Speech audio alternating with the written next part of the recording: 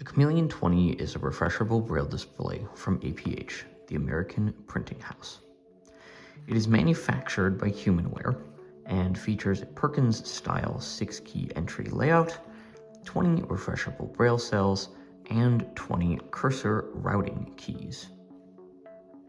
On board, you will find USB-A and USB-C ports, volume buttons, thumb keys, and an SD card slot, along with headphone jack and power button. So, before I get into the review, let's start with the basics first. What is a refreshable Braille display? Think about it as a Braille equivalent to a tablet or early cell phone. This device allows the user to perform basic note-taking functions, download and read ebooks, organize, edit, and delete files and folders, use a basic calculator, and connect to other devices such as phones or computers, displaying the text from those connected devices in digitized Braille. This allows someone to use screen readers without speech, which can work really well when you need to make tasks for work or school more private and efficient. It also allows for 6-key entry with something like a phone or a laptop.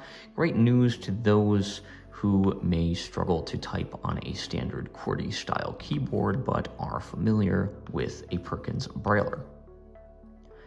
The Braille display itself features small pins with motors that move up and down, displaying the text in Braille. We'll take a look at that here right now.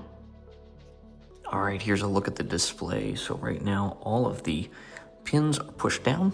If I go ahead and hit the next advancing thumb key here, it can pop up with these dots, and you might even be able to hear the little pop as the display changes.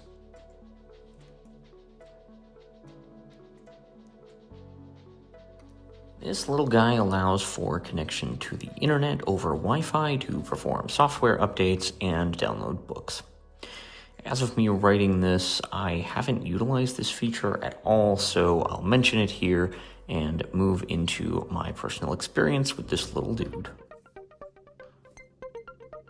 For more specs and numbers, check out the link in the description to the official listing by APH. This video is not sponsored. I picked this unit up with some money that was left to me, and I use it for both of my jobs as well as for YouTube. As a blind content creator and someone who values honesty and independence, what do I really think? So, let's start with the pros. Number one, size and usability. This thing is tiny, lightweight, and portable, and has a pretty decent battery. As I write this, I've used it for a day and change at my job, and the battery level is currently at 79%. Granted, I'm not using Bluetooth or Wi-Fi. I plan to primarily use the Chameleon for its note-taking and file organization capabilities, and mileage is bound to vary. The long-lasting battery and the easy grab-and-go nature of the Chameleon make the device perfect for light note-taking, editing, and writing Braille scripts like this one. In fact, as you may be able to tell, I am reading the script for this video on this display right now to record this voiceover. Second pro, it is quiet. I've used a number of Braille displays in my life, and some were just audibly disruptive, especially during meetings or classes. I'm happy to report that the Chameleon, even in this echoey room, is pretty quiet, especially if you type with your fingers close to the keys. I'll give you a quick sound demo for the level of noise that this little display makes. All right, so if I were to type pretty close to the keyboard, that's what this sounds like right here.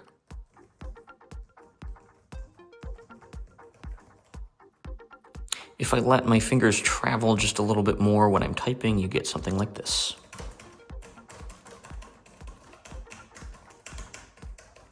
So a little louder. I wouldn't say disruptive though.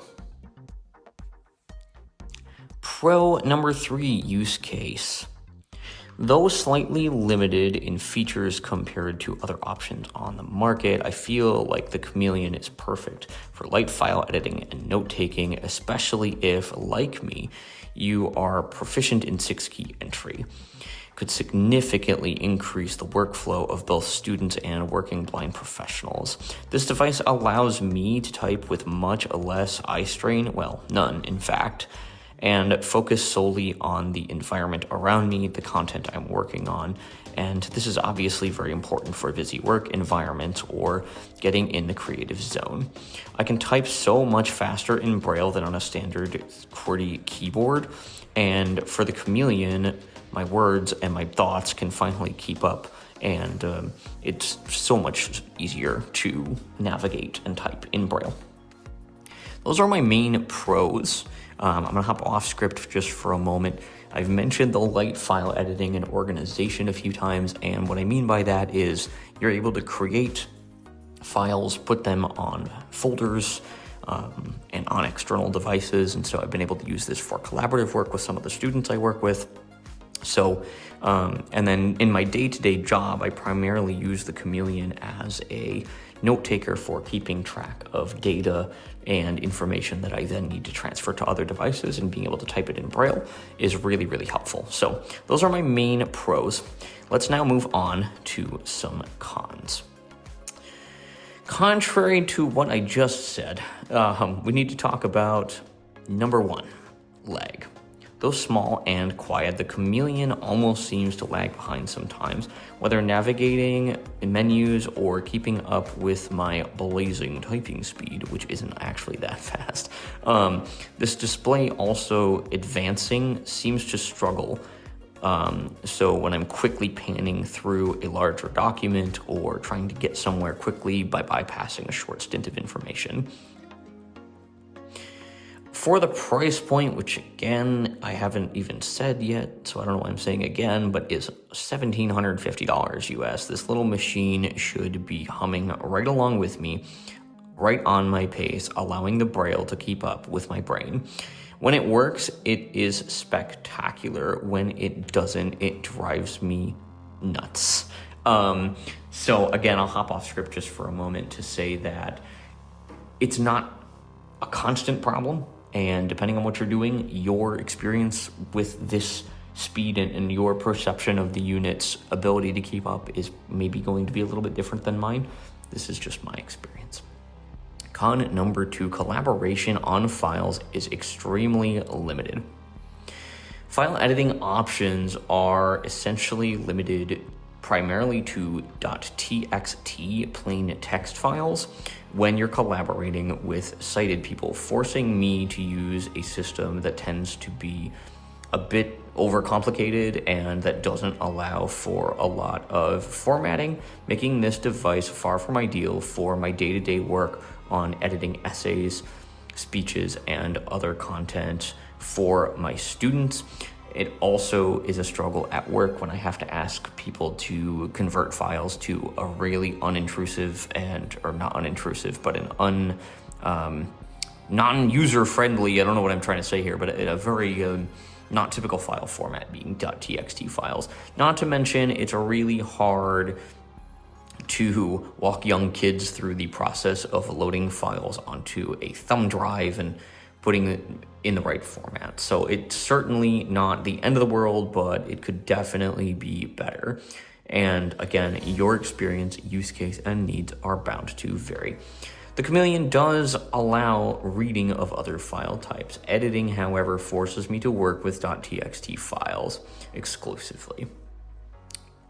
Next con. Support and pricing. Assistive technology often comes with a healthy price hike compared to its non-assistive counterparts. For context, the BrailleSense U2 that I used in college retailed for about $6,000 in 2016.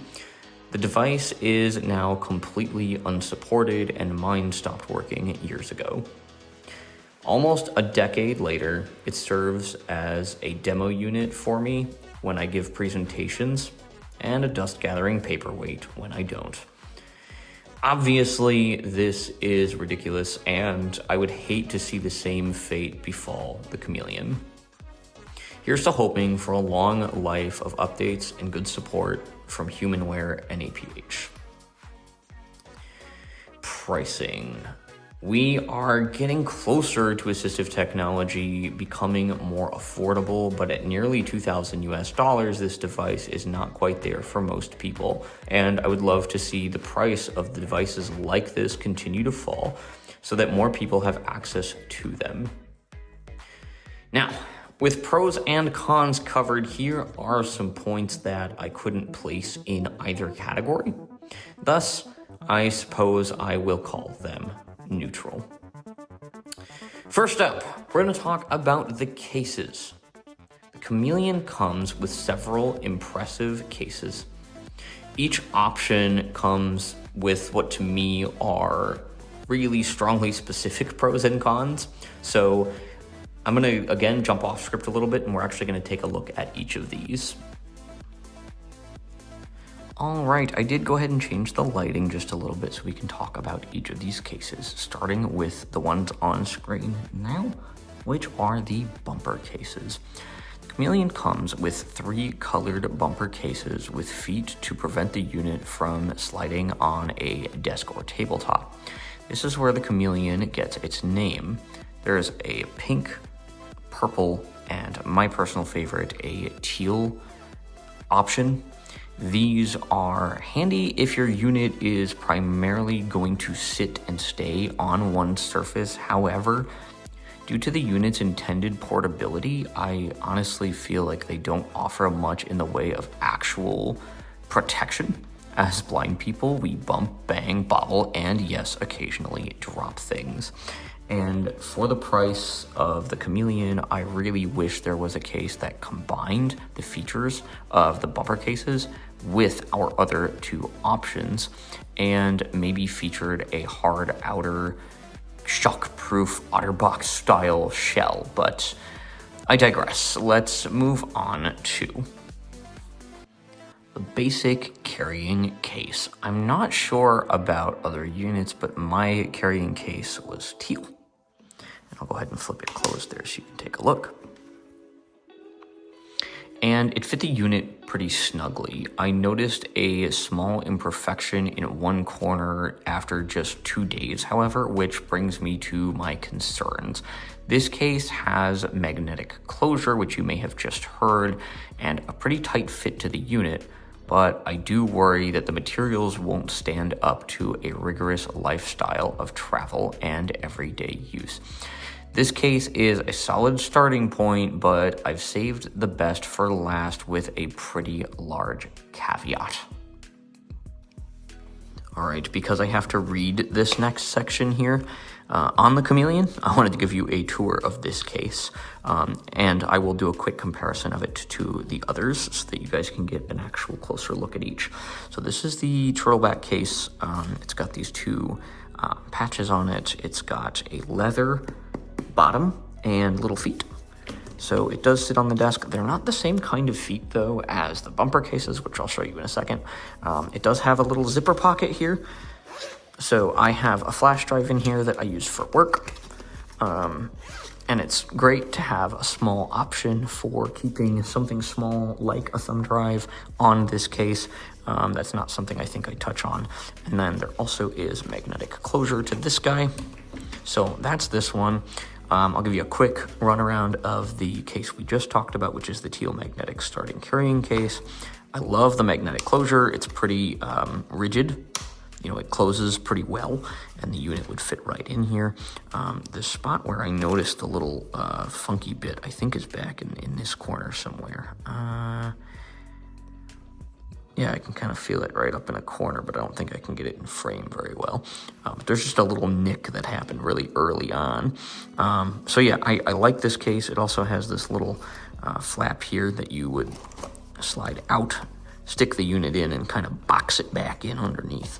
Not bad, and we'll talk about the reason that I prefer the other one in a moment. We'll give you a quick tour of my personal favorite teal bumper case here. So here it is.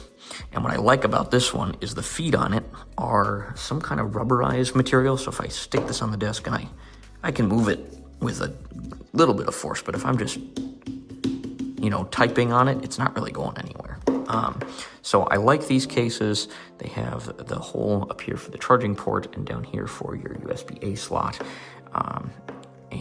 Or not the USB, but there's the power is over there. Whatever. It's things that you can use to use the device. But yeah, so the bumper case there, not a bad shout, just not as good as the turtleback case. This is what you're primarily seeing in this review. It's a leather crossbody case with a thin strap for carrying, which is not shown here. I'll get to that. It features strong magnetic closure and what I would describe as a more premium feel and fit. So it's fantastic, but expensive. This case retails separately at $175. So if you bought the unit for almost $1,800 and the case for $175, you're paying $25 short of $2,000, so $1,975 total. Here's my issue. As a blind professional, I want to protect my almost $2,000 investment, and this case does that more than the other two options anyway. I understand that this is a collaboration between Turtleback and either Humanware, APH, potentially both, because of the patches that we were looking at there. And that also companies should profit off of something that is well-designed, well-crafted, and useful.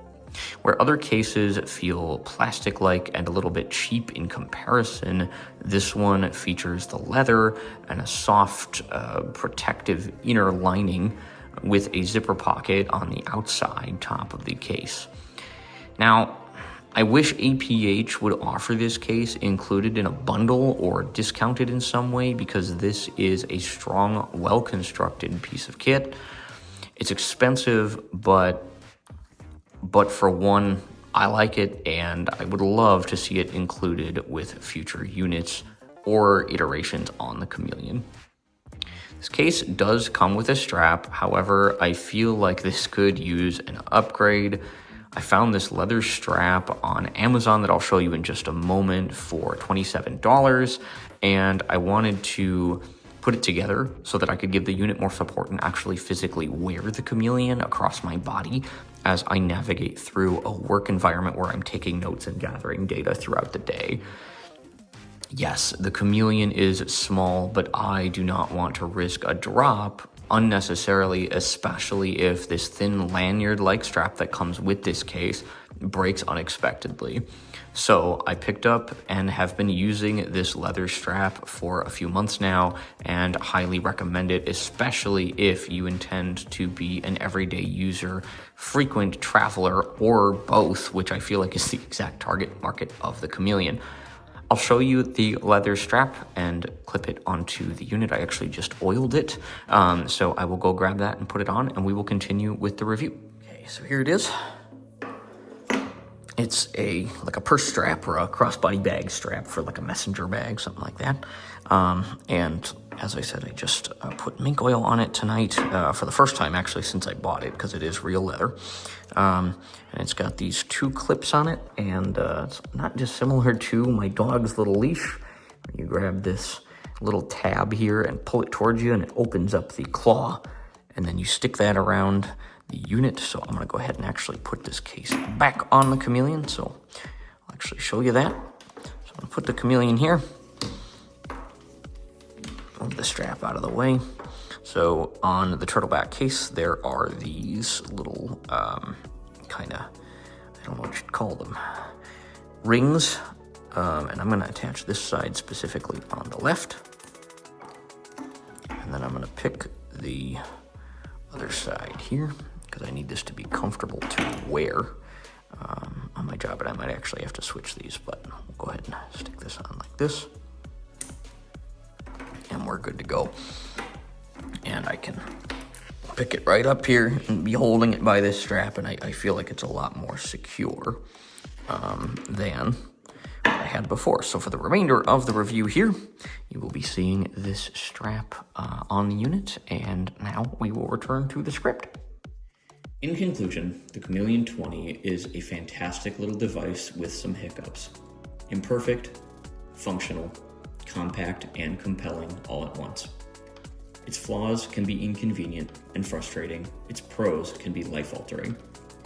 As a professional, as a content creator, I'm really looking forward to continuing to use this display to enhance my work, my channel, and my continued goals to increase accessibility in the world around me. I'm happy to answer any questions in the comments if there's anything else and anything really specific that you'd like to know. I hope this was helpful, or at the very least interesting to watch. If you have any questions, comments, queries, theories, or concerns, please don't hesitate to put them in the comments section down below. Thanks for watching.